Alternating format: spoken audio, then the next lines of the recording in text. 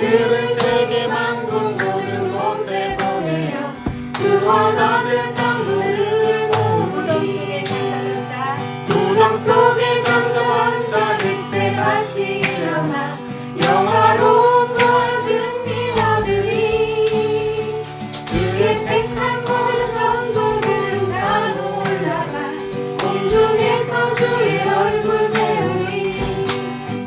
나팔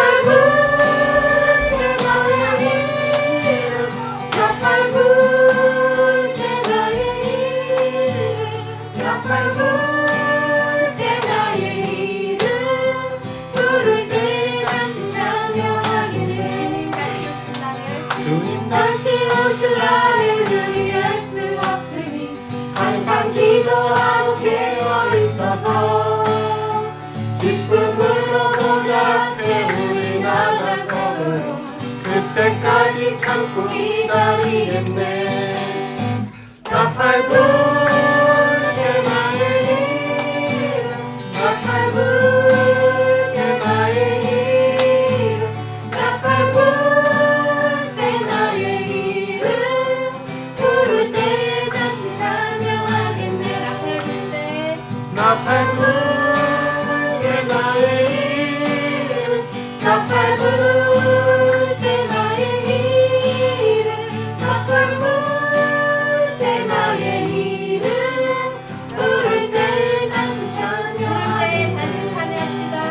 부를 때에 같이 찬양하겠네. 부를 때에 같이 찬양하겠네.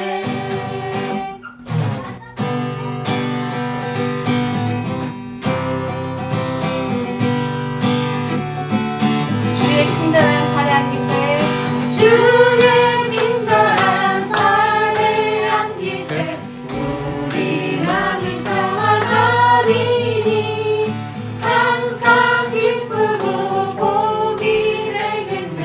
영원하신 발에 안 날이 갈수록 주의 사랑이 두루 강렬하게 비치고 전성하는 길 편히 가리니 영원하신 발에 안기 주의 발에 끝끝이 발에 안기세 주의 팔에 영원하신 팔에 앉지 보좌로 나갈 때에 주의 보좌로 나아갈 때에 기뻐 장미 소리 외치고 겁과 두려움 없어지니 영원하신 발에 안기세 주의 발에 끝까지 발에 안기세 주의 발에 영원하신 발에 안기세 주의 팔에 그 크신 팔에 안기세 주의 팔에 영원하신 팔에 영원하신 발에 영원하신 팔에 안기세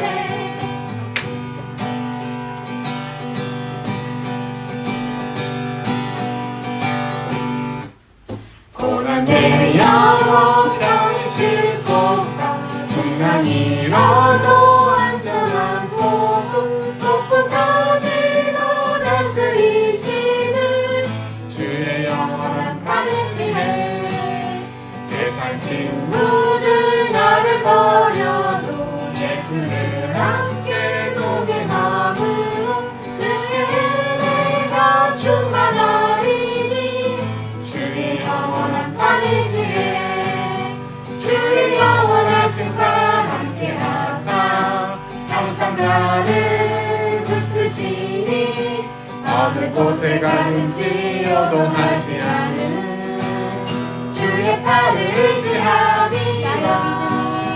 나의 믿음이 연약해져도 미리 예비해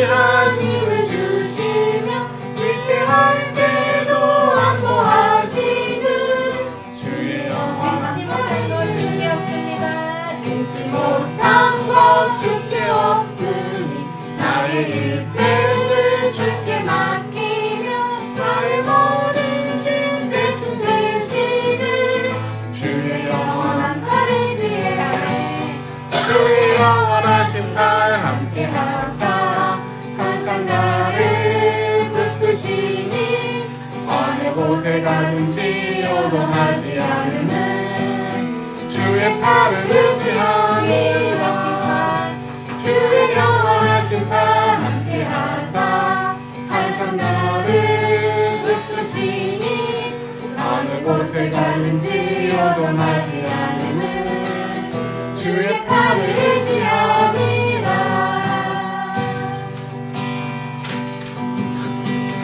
주의 영원하신 팔 주의 영원하신 팔 함께 하사 항상 나를 붙드시니 어느 곳에 가든지 요동하지 않는 주의 팔을 의지하니 주의 팔을 의지합니다. 주의 팔을 의지하니 다시 한번 선포할까요? 주의 팔을 주의 팔을 의지함이라.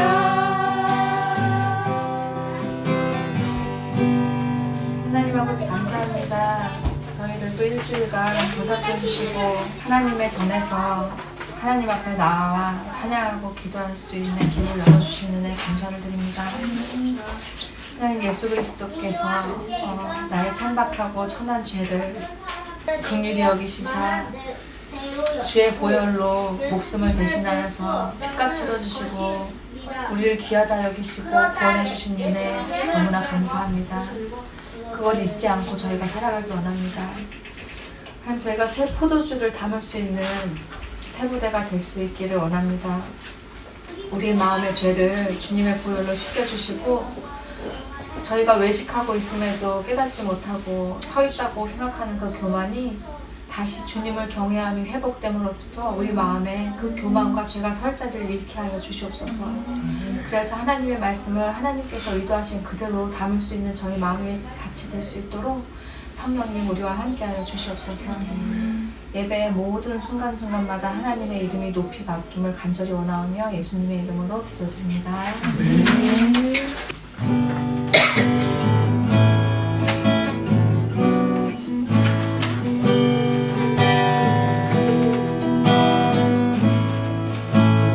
나 무엇과도 주님을 바꾸지 않으리.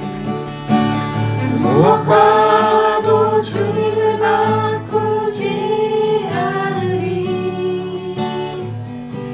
다른 어떤 은혜 구하지 않으리.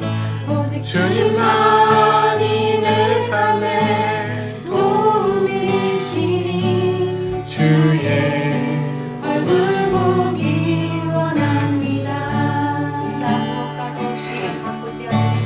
나 무엇과도 주님을 바꾸지 않으리. 다른 어떤 은혜 구하지 않으리.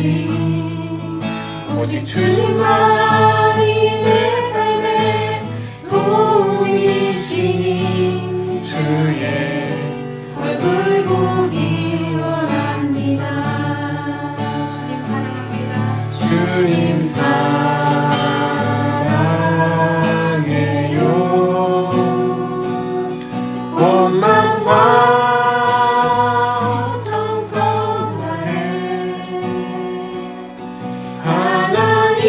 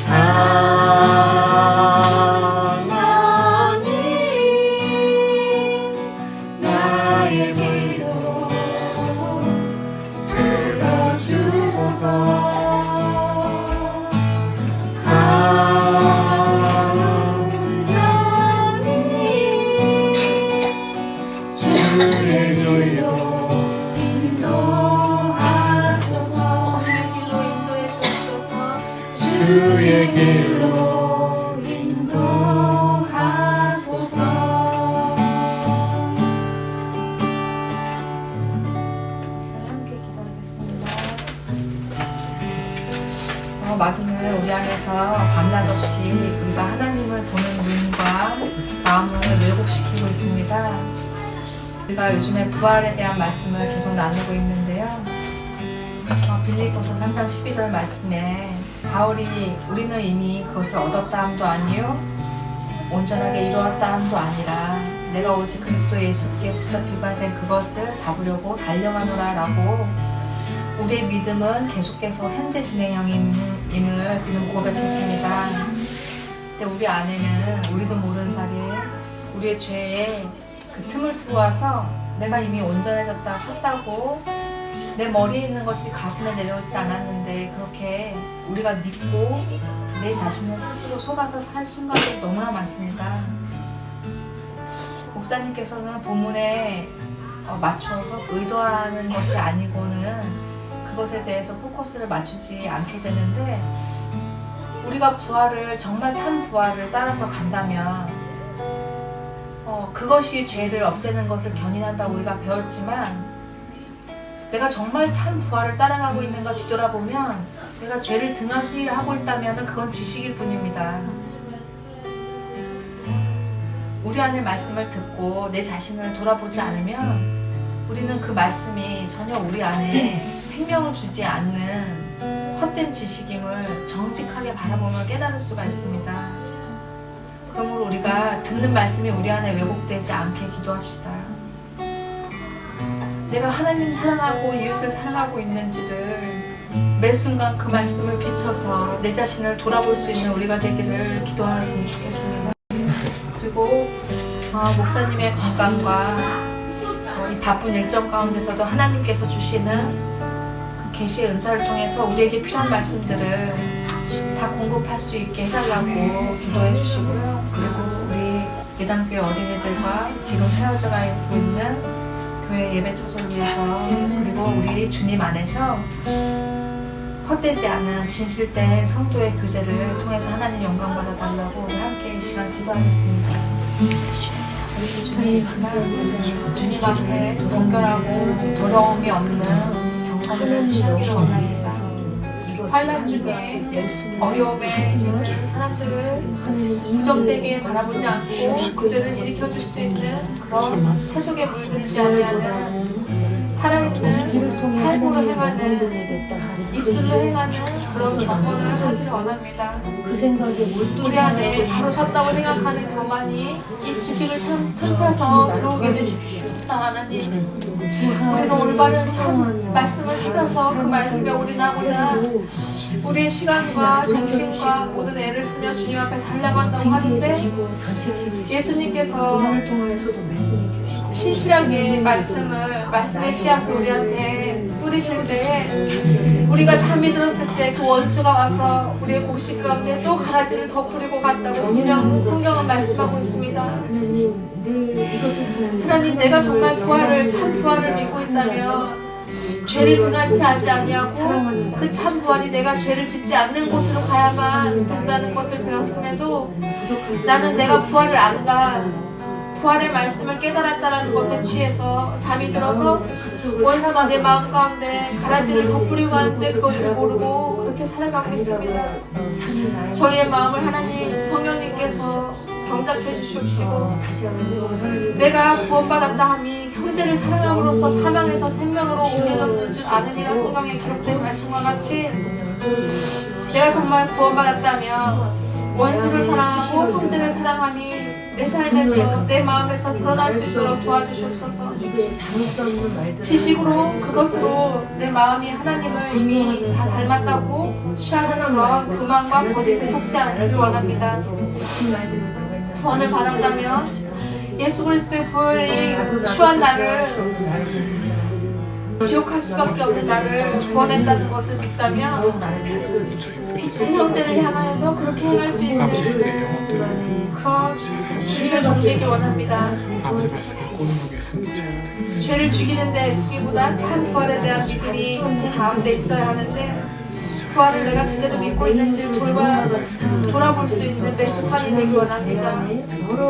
교묘하게 우리 육신의 반응을 가지고 우리가 가진 하나님의 말씀을 왜곡되게 하는 마귀를 바로보고 말씀으로 대적하기 원합니다.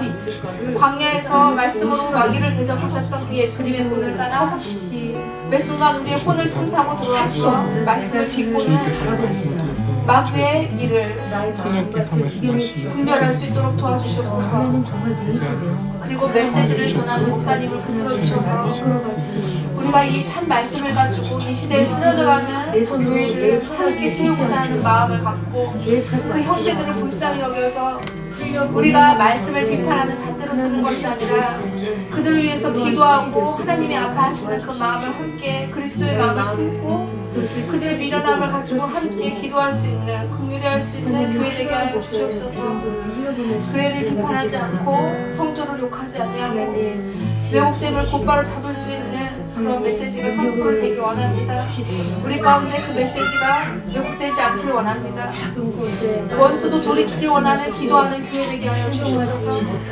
하나님 아버지와 주님 목사님의 건강을 붙들어 주셔서 아버지 그 정신과 혼과 영이 하나님을 향하여서 아버지 주님 쓰러짐 없이 계속 나아갈 수 있도록 도와주시옵소서. 하나님께서 주시고자 하는 그 메시지를 그대로 전달할 수 있는 정결된 마음을 갖게 하여 주시옵소서. 성령님 함께 해주셔서 아버지 모든 일을 진행하는 데 있어서 세상의 영이 세상의 생각이 목사님께 틈탈 때마다 주님 말씀으로 보호하여 주시옵시고 주 성령님께서 함께 하심으로 말미암아 주님 뜻대로 살기를 더욱더 갈망하는 목사님 될 수 있도록 도와주시옵소서. 아버지여 주님 또한 우리 사랑하는 예담교회 어린이들 위해서 기도합니다. 우리 아이들 한 명 한 명이 하나님의 말씀을 받은 사랑을 받은 하나님의 자녀답게 살 수 있기를 원합니다. 아버지 주님 우리는 그들의 앞길을 다 모르지만 하나님께서 예비하시는 그들의 앞길을 위해서 기도합니다.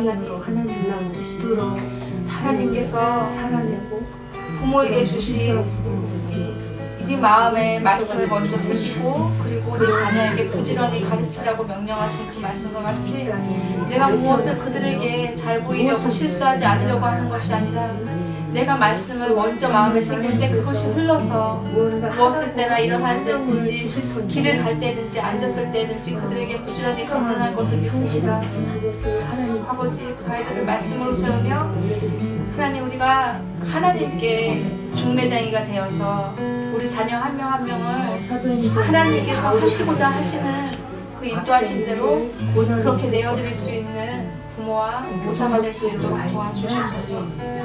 아버지 세워지는 예배 초소 가운데 하나님께서 함께 해주셔서 앞으로 성토 올리는 것과 하나님 아버지 사랑과 올리는 것 모두 다 하나님 예비하신 따라 근심 없이 염려 없이 하나님께서 하시는 대로 바라보며 묵묵히 갈 수 있는 저희가 될 수 있도록 도와주시고 이 시간 성도의 교제 가운데 함께 해주셔서 하나님 우리가 주님 안에서 서로 세워져 가고 있는 진행형의 사람들임을 잊지 않고 서로 말씀으로 덕을 쌓으며 부족한 것들은 뒤에서 골방에서 기도로 함께 교제하는 저희 주님 안에 온전한 교제가 될 수 있도록 도와주시옵소서.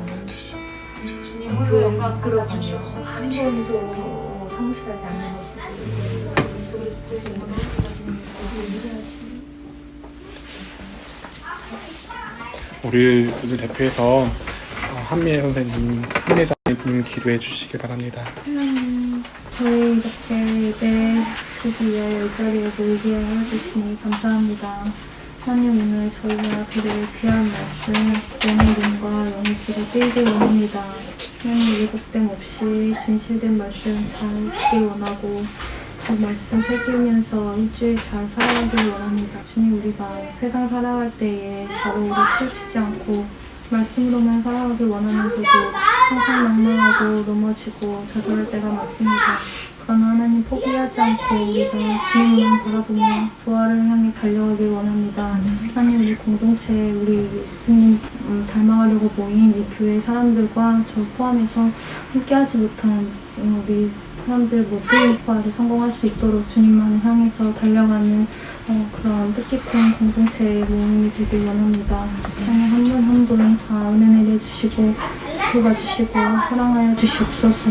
마치는 시간까지 함께 계실 줄 믿사오며 예수님 이름으로 기도드렸습니다. 아멘. 예, 누가복음 24장입니다. 28절에서 35절이에요.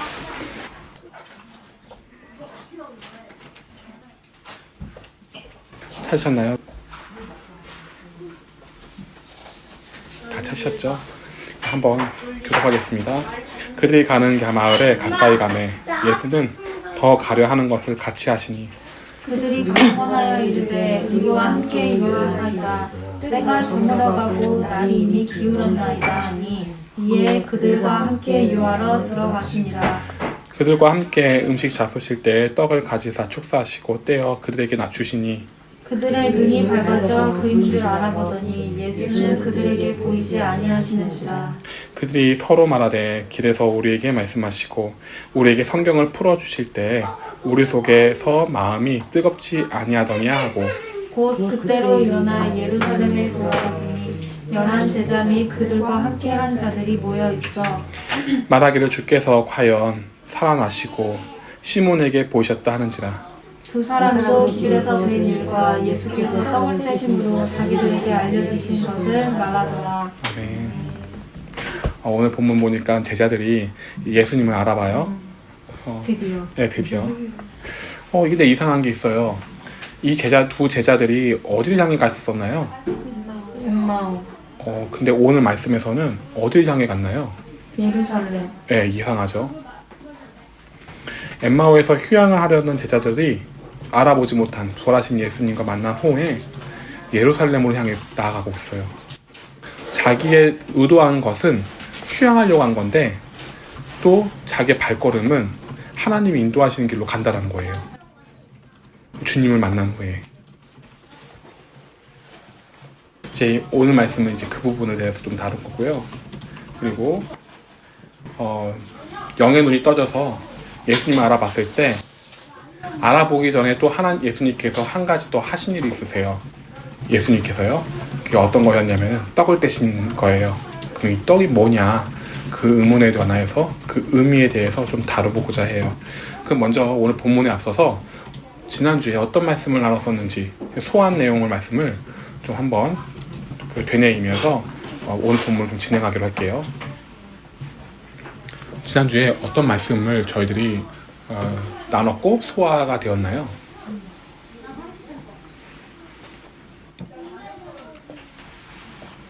지난주에 믿음으로 보는 제자와 믿음으로 보지 못한 사람의 차이? 좋아요. 되게 재밌어요. 그 부분을 좀 더 다루고 오늘 본문을 이어갈게요. 사람은 한 가지 사건을 보게 돼요. 그때 사람마다 그 사건을 해석하는 게 다 달라요. 어떤 사람은 내 가치에 의해서 해석을 하고요. 어떤 사람은 내 상황과 비슷하니까 공감에 의해서 재해석해요. 근데 그게 정말 맞는가 물었을 때는 틀릴 수도 있거든요. 모든 사건들이 다 그래요. 근데 우리는 어떻게 나에게 처해진 사건을 봐야 되느냐, 그 물음에 우리는 답을 내렸어요. 말씀에 의해서. 말씀에 기록된 대로 내가 가고 있느냐 가고 있지 않느냐. 만일 가고 있다면 설령 지금 상황에서 어렵다 하더라도 괜찮다, 안전하다. 왜냐하면 말씀이 날 인도해 주시기 때문에, 그리고 말씀이 날 자라게 하는 과정이기 때문에 괜찮다. 그렇게 우리가 바라봐야 한다라는 거, 그걸 좀 나눴었어요. 그걸 이제 믿음의 눈이라고 하죠. 제자들이 예수님이 하셨던 말씀을 예수님이 계속해서 부활하시고 나서 말씀을 하세요. 심지어 어떻게까지 말씀을 하시냐면요, 32절이에요. 어떻게 하셨냐면요, 그들이 서로 말하되, 제자들이 서로 말을 했어요. 우리에게 말씀하시고 우리의 성경을 풀어주실 때, 이렇게 기록되어 있단 말이에요. 그러니까 모든 성경들을 예수님을 지목해서 하신 그 모든 말씀들을 다 풀으셨다는 거예요. 그때 자리에 있을 때. 제자들이 너무 그 말씀이 좋아가지고 강권해서 29절이죠. 좀 머물러서 그 말씀을 계속 들었죠. 그리고 나서 눈이 떠진 거죠. 제자들이 영적인 눈이 뜨기까지는 어느 정도 시간이 필요한 듯해요. 왜냐하면 지난 시간에 다루었지만 27절에 모세와 모든 선지자의 글로 시작하여서 모든 성경에 쓴 바 자기에 관한 것을 자세히 설명하시니라 라고 기록되어 있거든요. 그럼 많은 시간, 우리들도 지금 이 한 본문을 다루는데 한 30분 정도 소비가 된단 말이죠. 그러면 예수님께서 모든 성경들을 대략 요약만 하신다, 자세히 요약만 하신다 하더라도 하루 이상은 걸릴 거란 말이죠. 그러니까 많은 시간들이 필요했던 것 같아요. 그리고 예수님은 제자들과 저녁까지 함께 하시게 됩니다. 기록된 말씀이 예수님을 가르치는 말씀으로 밝히시고 떡을 떼어 축사하시고 떼어서 제자들에게 주시는데요. 이는 제자들에게 예수님의 지체이심을 다시 한번 의미하는 바죠. 우리가 과거에 다룬 바 있어요. 예수님의 떡과 예수님의 잔을 나눠서 우리가 함께 했었잖아요. 제자들이요. 그때 그 의미가 무엇이었는가를 혹시 기억나시는 분이 있으신가요? 받았던 건 기억이 납니다. 네. 기억이 나지만 아하. 네.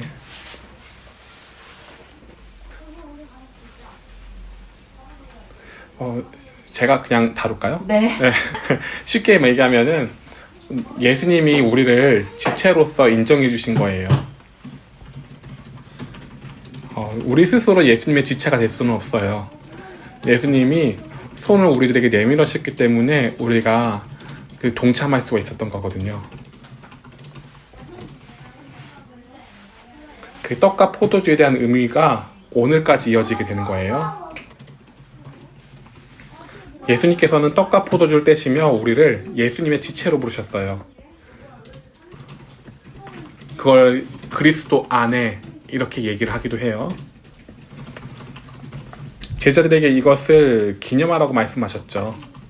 그래야 예수님 안에 있는 지체로서 인증을 받게 되죠. 인증을 받는다고 하더라도 내가 자격이 없으면은 그거는 지체가 될 수가 있는 걸까요? 그러니까 내가 그렇게 그 뜻대로 행동하지 않는다면 지체로서 인정을 받을 수 있을까요? 받을 수가 없겠어요. 마치 이런 거예요. 아이들한테 다룬 바가 있었어요. 성찬이의 팔을 예로 들었어요. 성찬이의 팔이 자꾸 말을 안 들어요. 그래서 나는 펜을 쓰려고 하는데 자꾸 주먹질을 하고요. 그리고 나는 공부를 하려고 하는데 자꾸 떨어요. 다리도. 네, 다리도 떨고요. 손도 떨고. 그리고 선생님한테 선생님 저 질문 있어요 라고 손을 들었는데 그 오른손 팔이 말을 안 들어요. 그랬을 때 이게 성찬이의 지체인가? 성찬이의 팔에 붙어 있긴 한데 이게 과연 지체인가? 그 부분을 좀 다뤘었어요. 지체라고 인정을 해서 붙어 있지만 지체는 아니에요. 그죠? 그렇다고 떼어내야 되느냐? 또 그것도 아니죠. 극단적으로는 떼어낼 수밖에 없는 수술 과정을 거칠 수 있겠죠. 우리가 그런 지체예요. 예수님은 우리들에게 너는 오른팔 대라, 너는 왼팔 대라, 너는 오른손 대라, 너는 왼손 대라, 그렇게 우리에게 명하셔서 지체로서 자격을 주셨는데 우리는 그 뜻대로 움직이지가 않는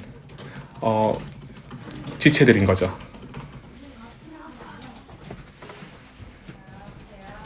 오늘 본문에서의 제자도 마찬가지예요.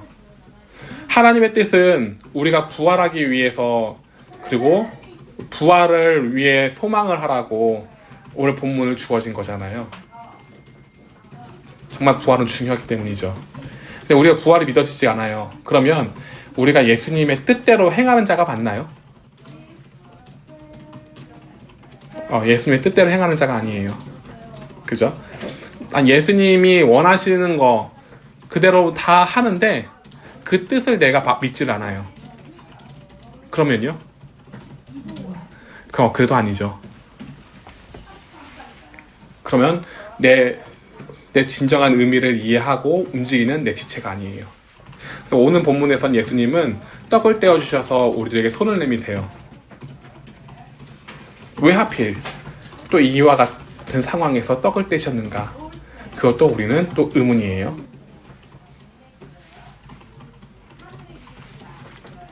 누가복음 저자는요 31절에 기록된 말씀과 같이 제자들에게 부활하신 예수님을 알아보게 하는 눈이 생기게 됐을 때 어떤 절차가 있는지 순차적으로 설명을 해요. 부활할 때에 초점이 맞춰져 있을 때 어떤 일이 일어나는지 순차적으로. 네, 순차적으로. 그러니까 제자들이 눈이 떠져서 예수님을 알아봤잖아요. 결론적으로는. 근데 그때 과정이 있을 거 아니에요. 그 과정을 순차적으로 설명을 해요. 첫 번째로는 기록된 말씀에 의해서 설명을 하시더라. 그리고 그들이 깨닫게 되죠. 기록된 말씀에 의해서 내가 눈이 떠지게 되겠죠. 그리고 또 이어지는 것이 떡을 떼시는 거예요.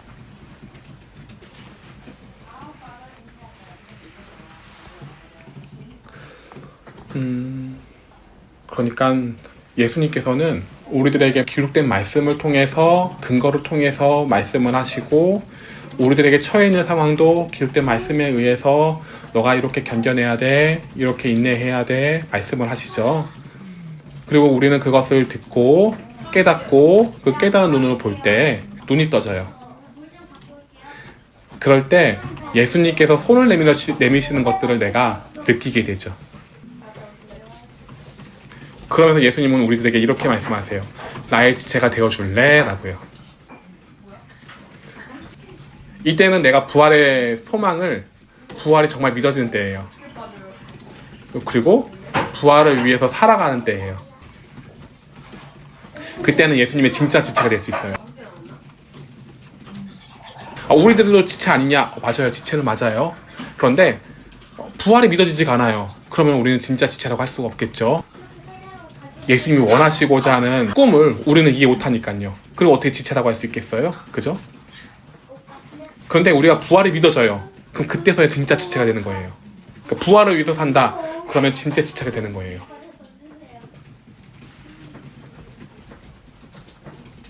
우리는 이 자리에 있는 거는 우리의 의지로 있는 거 아니에요. 그죠? 우리가 믿고 싶어서 믿는 것도 아니고요. 어떻게 하나님이 우리에게 허용하셨기 때문에, 허락하셨기 때문에 자발적으로 우리를 견인해 오셨기 때문에 이 자리에 있는 거예요. 우리가 믿고 싶어서 믿는 것도 아니고요. 그냥 기록된 말씀을 알아가다 보니까 부활에 대한 소망이 생기고요. 부활을 믿게 된 거예요. 지금까지 내가 어떤 노력을 해서 나의 믿음이 만들어진 것은 하나도 없어요. 그냥 되어져 간 거예요.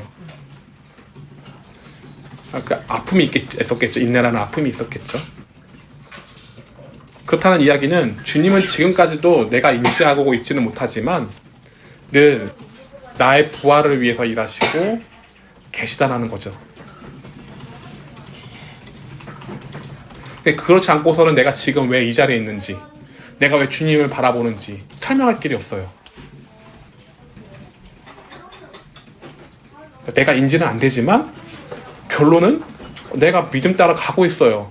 그런 나를 발견할 때는 하나님이 나를 잘하게 하셨구나, 나를 키우셨구나, 그거밖에 설명할 수가 없다는 거죠. 그래서 하나님은 나에게 말씀을 통해서 깨우치게 하세요. 그래서 나의 눈은 점점 조금씩 눈이 떠지게 되죠.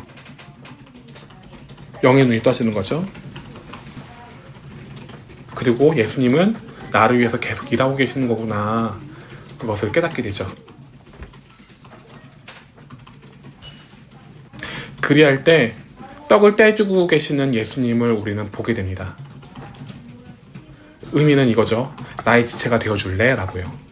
예수님은 계속해서 우리들에게 떡을 떼실 준비를 하고 계셨던 거예요. 그러니까 이 오늘 본문의 떡 떼심은 부활을 위한 떡 떼심이라 볼 수 있겠죠. 그리고 이후에는 예수님이 승천하시고요. 이제 앞의 일들을 이제 설명하자면요. 그리고 사도행전이 시작됩니다. 그 사도행전의 사도들은요, 부활을 위해서 살고 부활을 위해서 죽습니다. 가장 그들에게 설명하는 것들이 다 부활 얘기들이에요. 바리새인들한테, 사두개인들한테 의인의 부활, 악인의 부활에 대해 설명을 하거든요.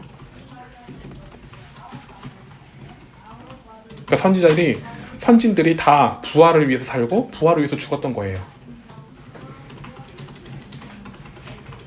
그러니까 마치 지금까지의 이 부활을 위해서 제자들에게 다루심은 어떻게 다루신 거냐면은, 이 아이들이 지체라고 내가 얘기를 해서 내가 품었는데 내 뜻대로 움직이질 않는 거예요. 그러니까 예수님 뜻대로 움직이지 않는 거예요.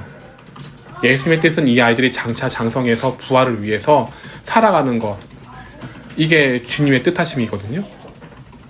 근데 움직여지지가 않는 거예요. 그래서 예수님은 계속해서 오랜 시간 동안 오래 참으심으로 이 제자들에게 말씀하시고 또 말씀하시고 죽으셨어요. 그 말씀하신 대로, 또 말씀하신 대로 사시고 또 말씀을 하세요. 그때서야 제자들은 예수님의 지체로서의 행동을 하기 시작합니다. 우리 지체가 말을 안 듣는다고, 나의 팔다리가 말을 안 듣는다고 생각을 해보세요. 혹은 내 팔이 절이다 생각을 해보시기 바랍니다. 절인다고 팔을 떼어낼 거잖아요? 떼어내지는 않을 거예요. 그럼 어떻게 하나요? 절인데요. 주물르고. 그렇죠. 주무르고, 때리고. 예, 다독여 보기도 하고, 그리고 좀 오래 참아보기도 하고, 언제 절인 게 이제 괜찮아질까. 그리고요, 더 이상 안 되면은 병원에 가겠죠. 절이라고 해서 떼어내는 사람은 없어요. 아, 이거 절인다. 조금 절이는데? 이거 안 되겠다. 안 되겠다. 톱을 키면서, 막 전자톱을 키면서 내 팔을 막 떼어내는 사람들은 없어요. 주님도 그렇다는 거죠. 굉장히 지극정성일 거예요. 내 팔이니까. 내 팔이 아프니까. 예수님도 마찬가지죠. 내 지체가 아프니까 굉장히 지극정성이었을 거예요. 우리가 그걸 인지하지는 못하지만. 그리고 우리가 이제 결국 팔이 내 의지대로 움직이게 되면은 그 다음엔 어떤가요? 그래도 그렇게 되니까 막 움직여도 된다, 그렇게 생각을 하나요? 아니면은 힘들게 고쳐진 팔 내가 소중하게 써야지, 이런 생각이 드나요? 소중하게 써야지. 네. 그러면 주님도 마찬가지로 회복된 우리들을 굉장히 소중하게 다루실 거라는 거죠. 그게 예수님의 사랑이죠.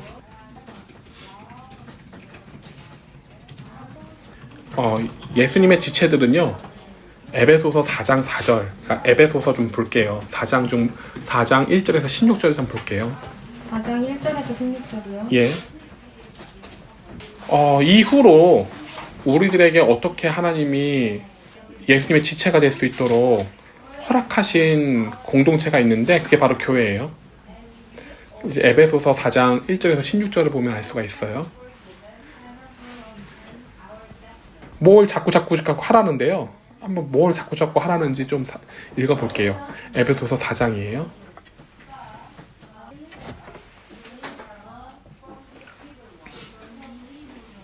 그럼 한번 교독해볼까요? 좀 기니까요. 그러므로 주 안에서 갇힌 내가 너희를 권하노니 너희가 부르심을 받은 일에 합당하게 행하여 모든 겸손과 온유로 하고 오래 참음으로 사랑 가운데서 서로 용납하고 평안의 매는 줄로 성령이 하나 되게 하신 것을 힘써 지키라. 몸이 하나여 성령도 한 분이시니 이와 같이 너희가 부르심의 한 소망 안에서 부르심을 받았느니라. 잠깐만요. 여기서 보니까요, 우리들을 부르셨을 때 한 소망에 의해서 부르셨대요. 우리들은 소망을 얘기할 때 여러 가지 소망을 얘기를 해요.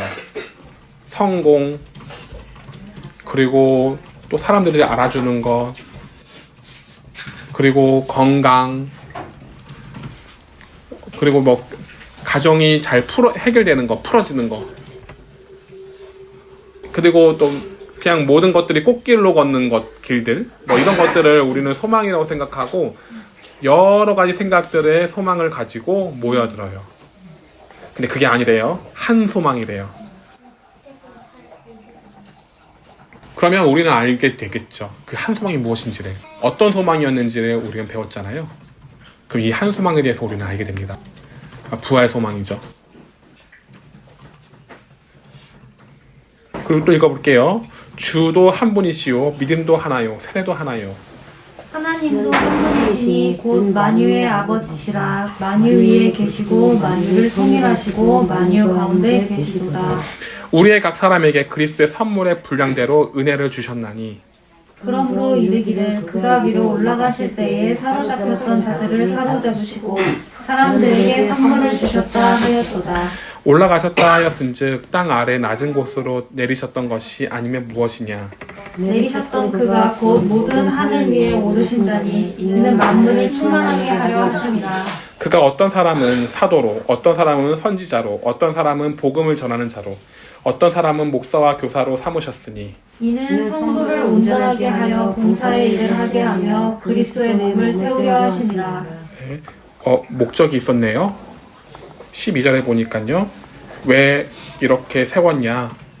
성도를 온전하게 하여서 봉사의 일을 하게 하여서 그리스도의 몸을 세우려 하심이래요.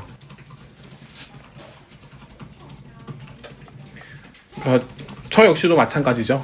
목사로서의 봉사하는 일은 여러분들이 세우시기 위함으로 도구로 쓰신 거래요. 그럼 여러분들도 마찬가지죠. 여러분들도 주님의 지체라고 하였을 때는 여러분들이 하나 도구로 쓰시는 것이 있겠죠. 그것이 쓰심으로 인하여서 우리가 우리의 그리스도의 몸을 세우려 함이 있대요.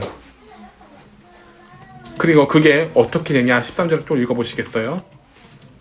우리가 다 하나님의 아들을 믿는 것과 같이 아는 일에 하나가 되어서 온전한 사람을 이루어 그리스도의 장성한 분량에 충만한 때까지 이르리니.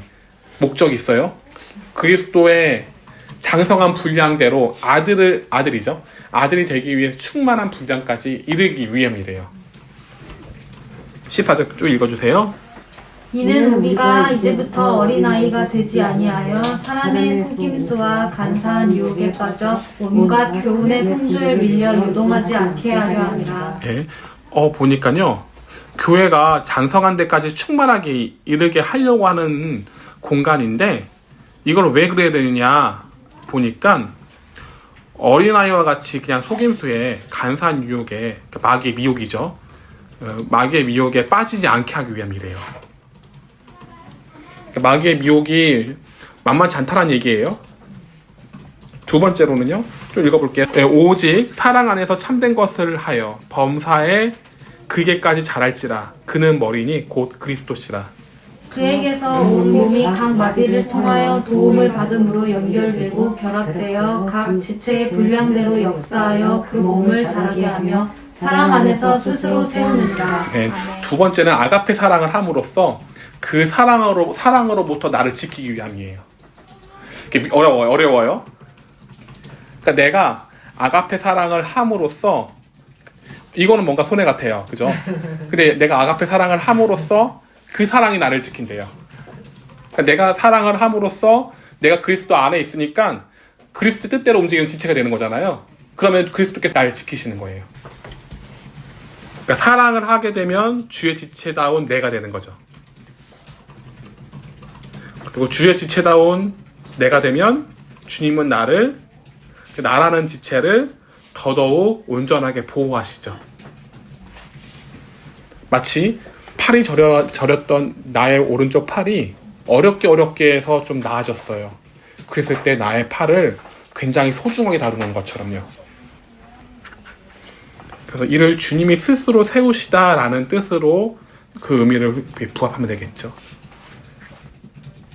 그러니까 이 교회는요, 그리스도의 그 분량대까지 우리가 잘하는 거예요.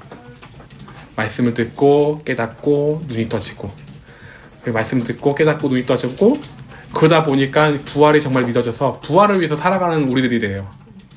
그러면 주님이 우리들에게 떡을 떼시는 것을 나는 보게 되죠.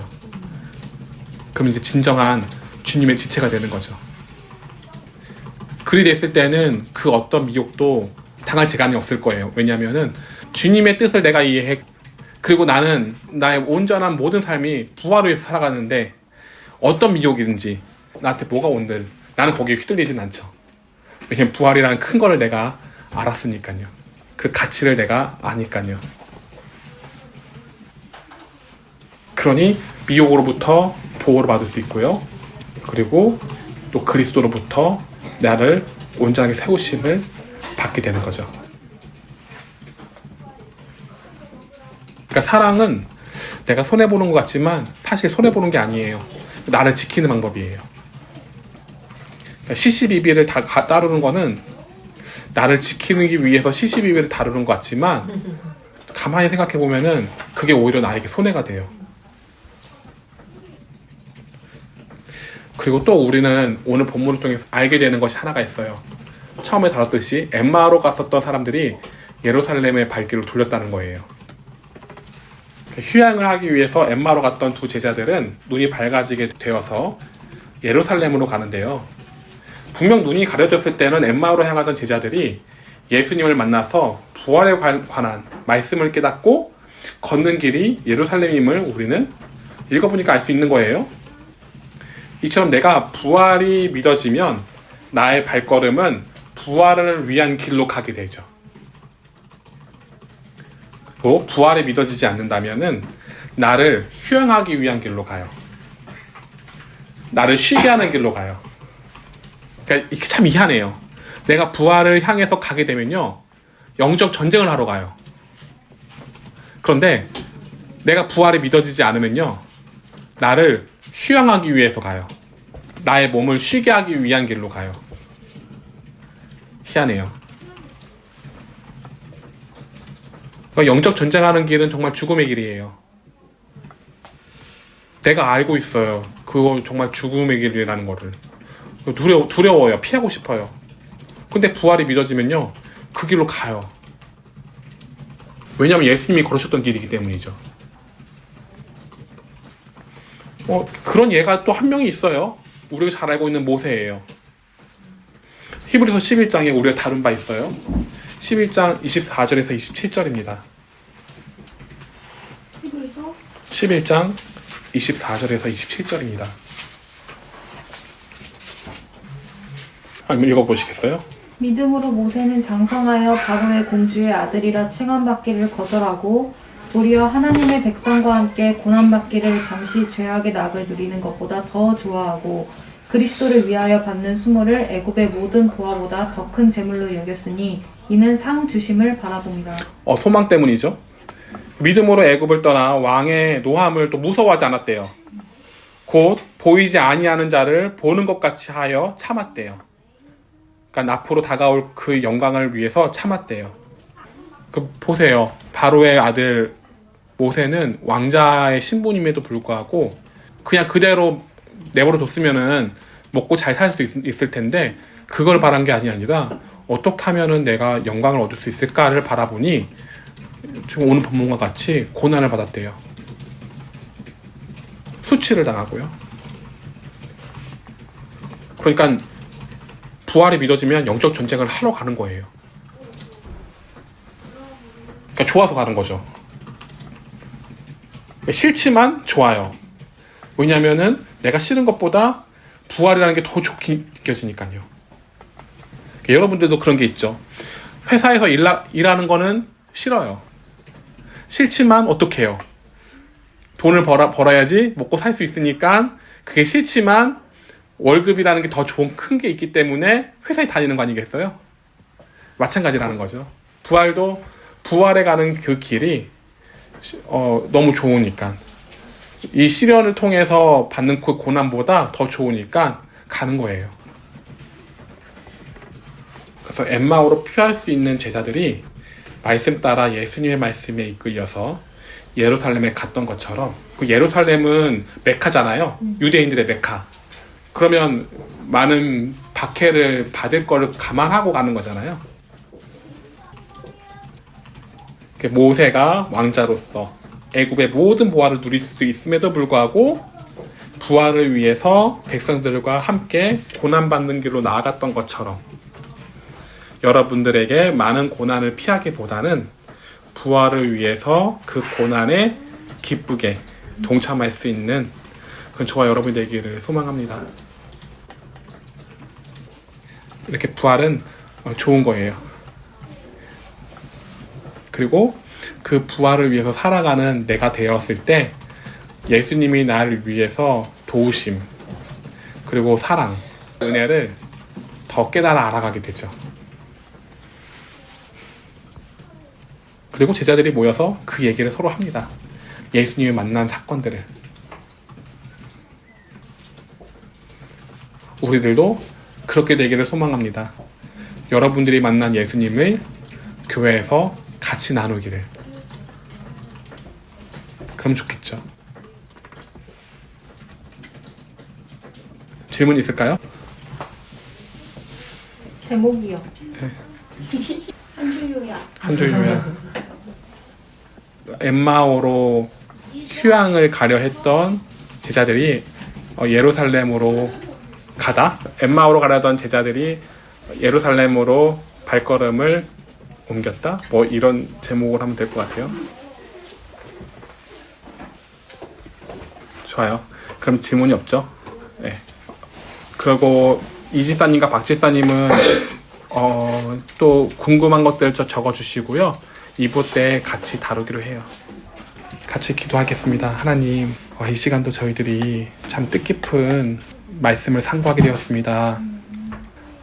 우리도 부활을 위해서 살아가고 싶습니다. 저희들이 먹고 살아가는 것을 위해서 살아갔다면 이제 한 번도 가보지 않았던 말씀에서만 그냥 고리타분하게 적혀 있었던 그 길로 가고자 합니다. 그 부활을 위해서 저희들이 살아가고 부활을 위해서 저희들이 고통과 고난을 당하며 그럼에도 불구하고 부활 때문에 기뻐할 수 있는 저희들이 되길 원합니다. 그러니 하나님 그리할 때마다 더 큰 은혜를 더하여 주시옵시고 그리하였을 때 제자들과 같이 비록 이 땅에서는 누리는 거를 세상 사람들보다 많이 못 누리지만 하나님 나라에 갔을 때 가기 위한 그 지혜는 그 누구보다도 많이 누릴 수 있는 저희들이 되게 하여 주옵소서.